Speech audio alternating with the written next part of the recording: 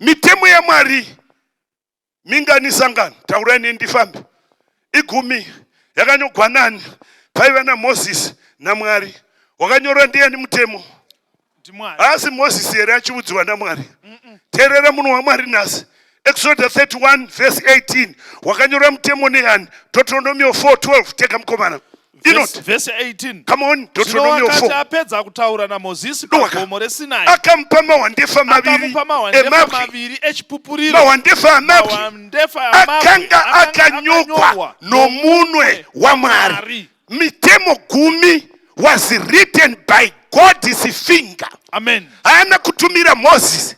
Anyora padombo pachake. Aita kanyora paifuta moto. Aitsovoka neseri. Iya muchaira nenguva hedu. 32:15.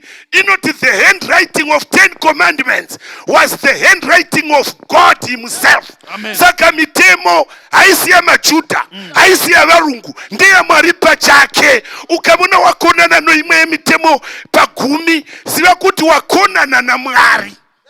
Deuteronomy 4:12 verse 12 Mapsalm 111 Zvino Jehovha 111 verse 7 ari mukati momoto iti amen mukanzwa inzwi ramashoko vakanzwa inzwi ramashoko hamuna kuona kuti wakanga akadii vakanzwa inzwi roga ipapo akadudzira sungano yake yaakakurayirai kuti muiite iyo mirayiro ine 10 akainyora pamahwandefa maviri amabwe.